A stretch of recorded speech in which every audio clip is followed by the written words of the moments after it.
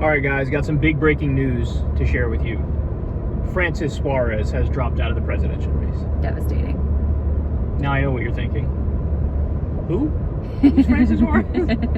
Dude is mayor in Miami, and he hopped in the race kind of late too, right? It wasn't that long ago that he hopped in the race. Yeah, he got in on the later side for sure. And he just dropped out now. He was trying to make the debate stage. I think he was trying some of the trickery that like Burgum did to get on the debate stage. I don't know if he did like gift cards or something like that. Yeah, I'm not sure. I know he claimed he had made it, but then they said that he really hadn't, so I'm not sure. Yeah, with him I don't believe it. I actually kind of believe it with Larry Elder, because he had the polls, but then they at the last minute were like, we're not taking Rasmussen.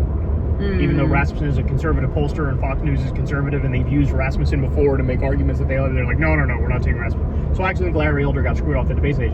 But this dude is dropping out. Why did he even run? Like, I don't understand. Why?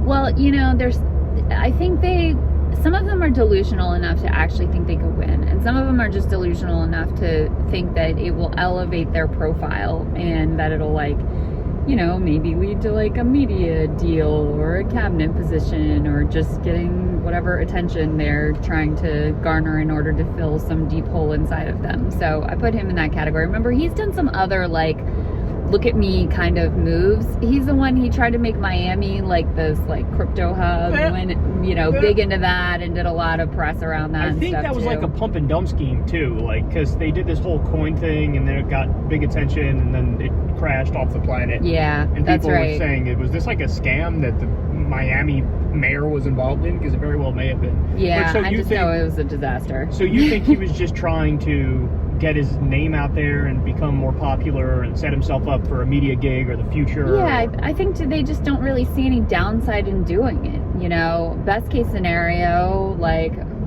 something crazy happens and everyone else drops dead and you end up the nominee or whatever. And worst case scenario, you've got an opportunity to pull like a Vivek Ramaswamy and get a bunch of media attention and some kind of, you know, potential podcast deal or whatever, take your place among the pantheon of conservative influencers. But the fact that he dropped out already almost leads me to believe that he thought like, no, maybe I'll catch fire, maybe I'll like take off or whatever, right? I mean, he clearly just felt like he's not getting any traction. He's not even getting the attention that he craves, and it's a very humiliating experience.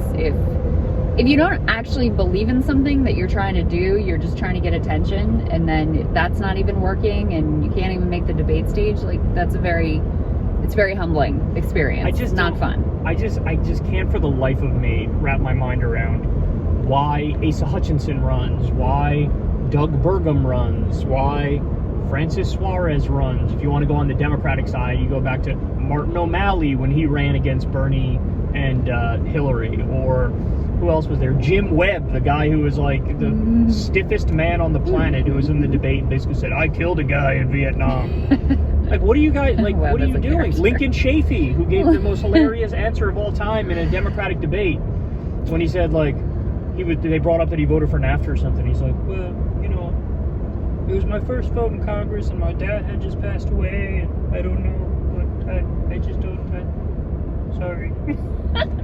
It was like the meekish, most nebbish. Like, I don't understand what's going on in these people's minds. I don't get it. I don't get it. I mean, I don't either.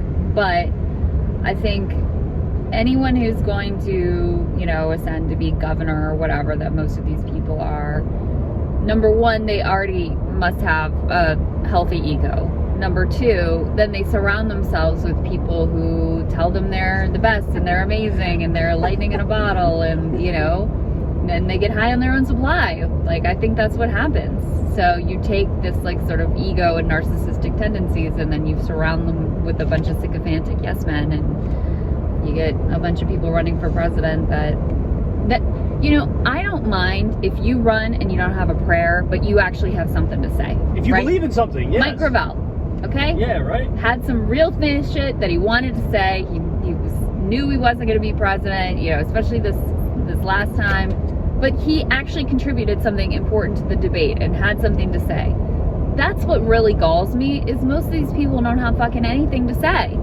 And so what are you doing? if you are trying to contribute some of the conversation, try to push something forward, and it's a long shot, okay, God bless, like, go out there and shoot your shot. But when it's just about you and your bio and your ego and your, like, narcissistic personality disorder, I don't know.